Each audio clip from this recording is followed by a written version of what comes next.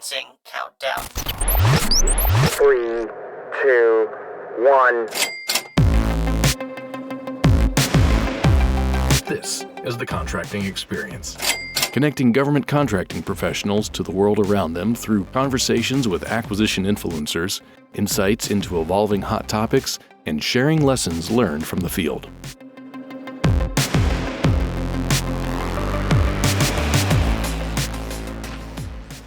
Welcome, podcast listeners. On this episode of The Contracting Experience, we sit down with Mr. Tom Wells, a retired member of the Senior Executive Service who has over 35 years of Air Force acquisition-related experience and has held such esteemed positions as Director of Contracting for Air Force Materiel Command, as well as the Director of the 711th Human Performance Wing. Mr. Wells has remained active in the government acquisition arena and currently serves as Vice President and Senior Associate at Dayton Aerospace, where he provides senior-level support and delivers acquisition training for both government and industry acquisition professionals. Mr. Wells comes to us today to share his experiences and insights over the years from sitting on both sides of the negotiation table and gives us a small glimpse into the training he provides to produce win-win arrangements in an efficient and quality manner. Welcome, Mr. Tom Wells. Thanks for joining us. It's a pleasure to be with you again, Rob. This is really a great initiative in publishing podcasts for the contracting community. It's by sharing our stories and experiences that we grow both personally and professionally. Kudos to you. Oh, thank you, sir. And again, I inherited the podcast from Miss Amber Pecoraro about 5 episodes ago. Amber was the brainchild on this, and almost 150,000 downloads over 50 episodes. So, yeah, it really has quite a following. Really happy you can join us today to continue the great things we have going. So, I'm Mr. ready. Wells, all righty, let's dive in. So, Mr. Wells, with over 35 years in government acquisition, I imagine you're a lot like that insurance commercial that says, they know a lot of things because they've seen a lot of things. Can you share a couple instances of what has changed over the years in government acquisition and maybe what's remained the same or stood the test of time? So, Rob, the biggest thing I've seen is a growing pressure to get things done quickly. And that has provided us a lot of new ways of buying. Going back to the 2000s when we really got into commercial products and services. And then eventually when that started as a test and then became a permanent program to use simplified acquisition procedures up to $7.5 million. I mean, that's an awesome flexibility that we were provided. Now, the downside of that is all the laws and regulations that have continued to be levied on commercial purchasing. And that makes it hard for contractors who are truly in the competitive business to take advantage of that. Another area is the widespread use of IDIQ contracts, especially the multiple award contracts. And I read just recently, I even missed this, you don't even have to consider price in your evaluation of who's going to win a contract if you're going to give a contract to all qualified sources. So that's another thing that speeds things up. And of course, strategic sourcing, that's huge. Moving from that more tactical buying to strategic contracts and work in demand management inside the organizations. And most recently, the explosive growth and use of other transactions to award non-FAR-based agreements, along with those flexible solicitation and assessment types of devices like commercial solutions openings and contest, and to win prizes as a contract if you win the contest, which is really fascinating. In terms of what hasn't changed, I actually back in 2000, it was in the 1990s, I believe. I wrote down 12 enduring principles for contract professionals. And I first wrote it down in a public speaking engagement in 2001 at an NCMA meeting. And those principles are still valid today. But I could talk about that for a while. So maybe a future podcast on that one. No, that's a great teaser, sir. Yeah, thanks for that. I'm making a note as we speak. 12 enduring principles. I love it. And yeah, getting back, you mentioned we have gotten a lot of more creative over the years, right? Keeping up with the speed of relevance. You mentioned the assistance agreements. We have the consortium contracting, the commercial solicitations. So we're doing a lot there, and it's more than just a nice to have or speeding things up, right? With the operational imperatives, with the great power competition, it's really, we just owe it to our stakeholders, right? Speed of relevance, getting things out there in a timely manner while still getting that good business deal. Absolutely. All right, so sir, on a personal note, we've crossed paths several times over the years. I've had the pleasure of being on your team a couple different times. First off, we met each other while you assisted me on my APIT thesis. I then followed you over to Joint Stars, the Legacy Electronic Systems Center. A few years ago, we were reunited again at the 711th Human Performance Wing. So I share that history just to sort of level set the stage on something you said several years ago that has really stuck with me. So back during the BRAC transition, that might ring a bell with you, sir. We were moving a lot of legacy work from Brooks Air Force Base up to Wright-Patterson. In the meantime, we had a major source selection that was sort of changing contracting offices midstream. So we were at the table for one of the final approvals, and one of the senior leaders expressed concern as to which contracting office should, quote, get credit for the award.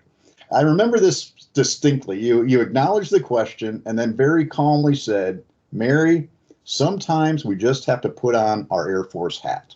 Now, I remember that because I've seen so many examples where we worry about who gets the credit instead of looking at the big picture and putting on that Air Force hat, as you so eloquently put it.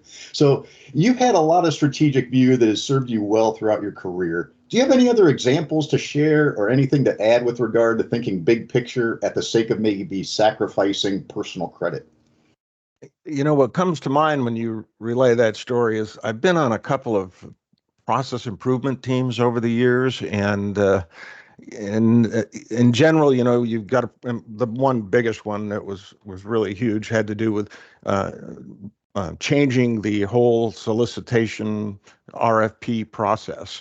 And we had a lot of different representatives from everywhere. And people like to be able to come up with a good idea and say, hey, this is my idea. But what I love about teams is when you get together and you start discussing a problem and seeking solutions, you find the truth that is a quote that I really love: no one is as smart as all of us. And I've attributed it to Bill Gates, but I've also read, maybe it was Ken Blanchard, who wrote a lot of management books. But it really is true. We all bring different perspectives, experience, and thoughts to the table. And if we listen to each other and we use a kind of yes and approach, good ideas snowball into becoming even better ideas. And it's a team solution, not an individual solution. Yeah, yes, sir. Absolutely. Great perspective there. And I really love the quote, no one is as smart as all of us. So it just, you're always looking for that smartest person in the room sometimes. And sometimes it's more of a collective smart group as opposed to that one person. So great insight there. Thanks for sharing that. So, sir, you're clearly a man that likes to keep busy. And something our listeners may not know is that you've remained very active in NCMA, the National Contract Management Association. Not only a CFCM and an NCMA fellow, but you're also currently on the editorial advisory board for Contract Management Magazine. How important is it for our workforce to be part of a professional organization such as NCMA? For example, attorneys have the American Bar Association, realtors have the National Association of Realtors, and if you're in those professions, you're really expected to be a member of those associations. NCMA is sort of the association to be a part of for our profession, right? Absolutely, without a doubt. And, you know, in addition to the roles you mentioned, I serve on NCMA's Board of Advisors, and I was also honored to be part of the standards consensus body that finalized the second and third version of the American National Standards Institute's contract management standard. And this standard has become the framework for both DoD's and the Federal Acquisition Institute's professional training and certification program. And it's really exciting that the profession now has a consensus standard that provides common process and descriptions of the guiding principles, pre-award, award, and post-award processes of contract management. And I'm disappointed I won't be able to make it to this year's World Congress that's happening in Seattle in July. I have been to 6 of the last 7, including the virtual World Congress in 2020 when we were all holed up in our homes. And NCMA does a fantastic job of delivering these hybrid live and virtual conferences. So an event's happening in Seattle, but you can be sitting at your home and participate in about 80% of the conference. But I've always enjoyed the in-person opportunity because of the networking and just I like that in-person training much more. And it's just amazing to be in a room with 5,000 contracting professionals. And I always get something out of the conference. I also read every issue of Contract Management cover to cover. It keeps me up on changes and topics in the profession. And by the way, I guess by the time this gets posted, it'll be too late, but I'm doing a webinar for NCMA next week, and I think it'll be posted, so you may be able to see it recorded later. But anyways, join. All right. No, excellent, sir. Yeah, looking forward to finding that webinar out there. And then for folks that maybe have not even heard of NCMA, or they think it's just some global conglomerate, there's local chapters all over the place where folks could get involved, right? Oh, yes.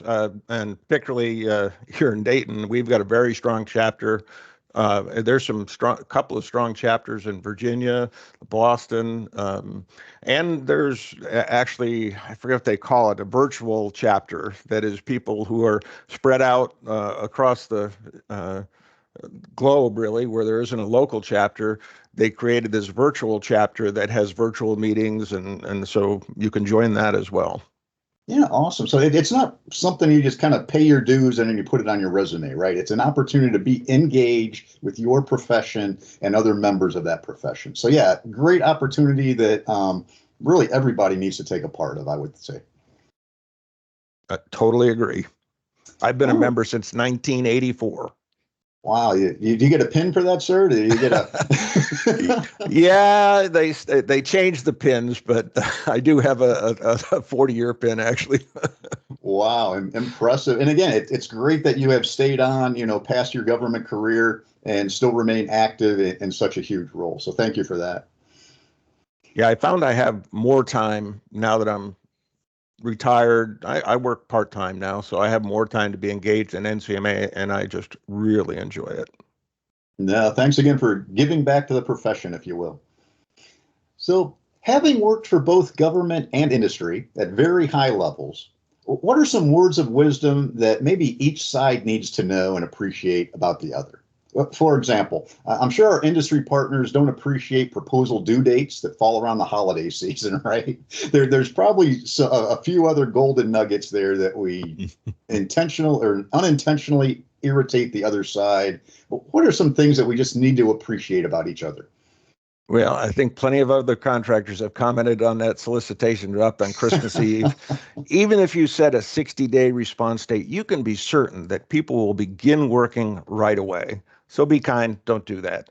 But what I would kind of stress is that we really need to see ourselves as being on the same team when it comes to delivering the results that the buyer is seeking when they award a contract.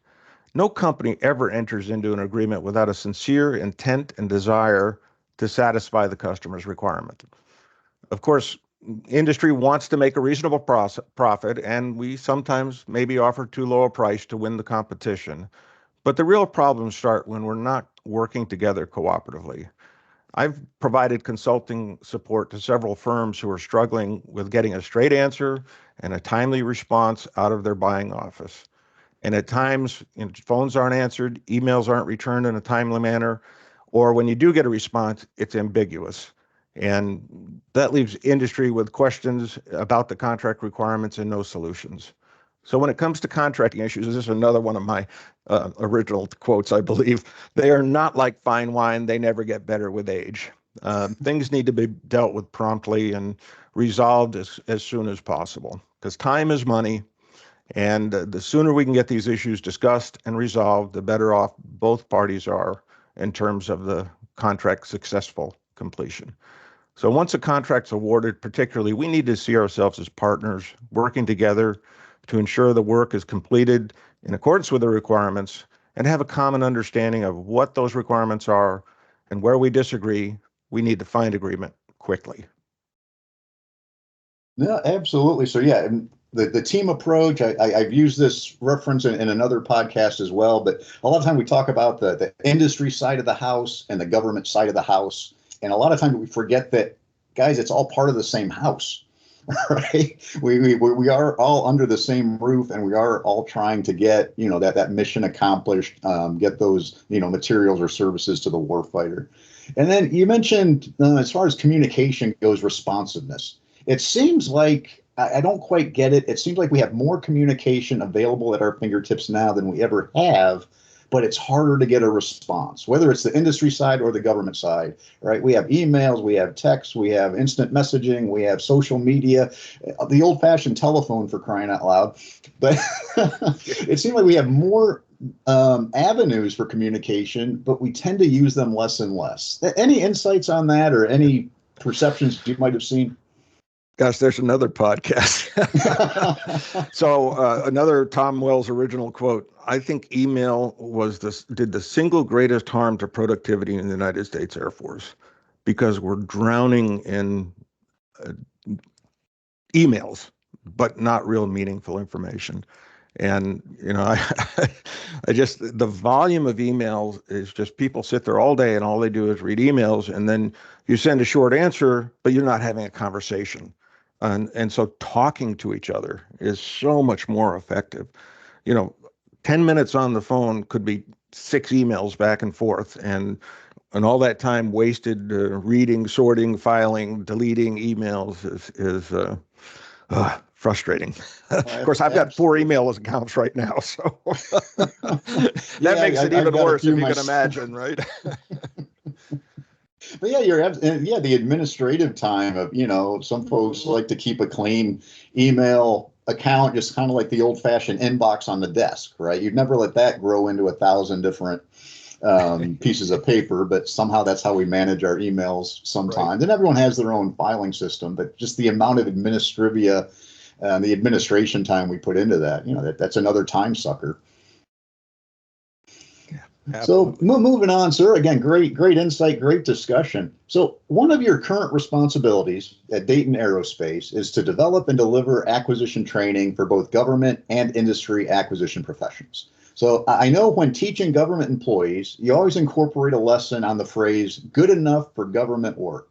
Can you give our listeners some insight into that particular lesson and what that phrase means to you, good enough for government work? So it's never really in the syllabus, but I just can't ever end up a class of government employees without thanking them for their service. And I want to thank all of your listeners for all they do out there to support their organization and their mission, particularly those federal government, DoD employees. Public service is a noble calling, and all of you have earned that right to be proud of the work you do.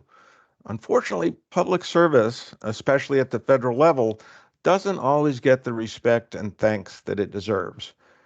Many in the public, and even some of the people who are writing the laws that we have to execute in all these complex business arrangements we're in, they seem to enjoy denigrating those who serve, and imply that the work we do is counter to public purposes, or are somehow we're lazy, do-nothing bureaucrats. And unfortunately, really, the federal agencies seem to take a lot more abuse compared to those of us, and I say us, because once you've worked for the Air Force, you always feel like you're part of the Air Force. But those who work for DoD get a lot more respect. My sister Wendy works for a federal agency, and when she's asked, "What do you do for work?" she says, "Well, I work for the federal government." And they say, "Oh, what do you do?" She says, "Well, I work for the Department of the Treasury." And if they probe a little further, she starts talking about the weather, because she works for the IRS. And she knows that people are going to start ranting and raving at her if she says that. And And her job is actually, she's a taxpayer advocate. So her job is to help people who have troubles with tax issues in the IRS. And that's what she does. But she doesn't want to tell people she works for the IRS. And, like her, she didn't write the rules that we have to operate in. They are all coded in legislation, and it's difficult, very complex. And so I'm sure many of you have probably heard that phrase, good enough for government work. And to some, it might imply, poor quality, slow service, little or no initiative, and bureaucrats seeking to avoid real work. Well, to me, that's a positive recognition, and I want to tell you why. The phrase was not uttered by government employees. It was said by contractor employees who were working on government contracts. No, I'm not saying bad things about government contractors because I am one now, but a little context will help. If you think back to when the nation mobilized to respond to the war in Europe and World War II, the commitment was massive. Everyone knew a soldier, sailor, or Marine who went to war. Instead of Air Force airmen then, it was Army aviators or Air Corps members at the time. But over 400,000 U.S. military members would give their lives in this endeavor, and millions more were seriously injured in the fight. The industrial mobilization that occurred in the U.S. was larger than ever seen before or has been seen since. Military spending increased from about $400 billion, which was about 30% of the gross domestic product, to by 1944, it was $1.6 trillion, and it represented nearly 80% of the U.S. gross domestic product. So many fathers, sons, brothers, uncles, and quite a few sisters and daughters as well were called into service, and everyone knew someone who was over there. There was such a shortage of men to work in the factories that many women who had never had a full-time job stepped up to fill the gap. Rosie the Riveter, if you remember that, she became an employment advertisement and an enduring icon, calling women to serve their country. The general public was also sacrificing to support the war effort. Gas rationing, saving rubber, aluminum, practicing air raid responses, and in many cases, just doing without.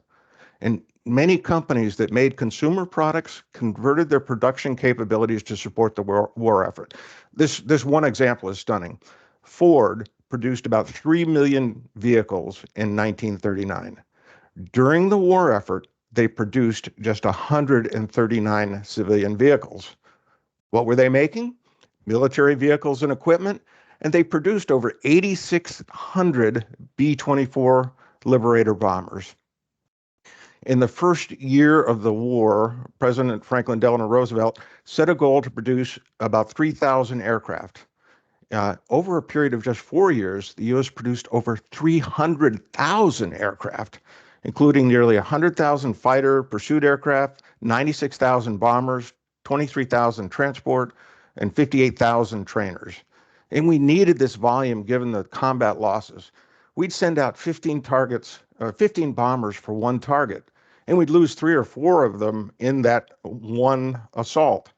And those bombers, heavy bombers, had 10-member crews on board. Now you look at what we did in Iraq and Afghanistan, we'd send out one B-1 or B-2 for 3 or 4 targets. So it was quite a different situation then and now. But so contracting people know that contractors are responsible for the quality control of their products and services they provide. And along the way, there are QC inspectors who confirm the products coming off the line are compliant, that they're good enough to support the troops that really needed this equipment.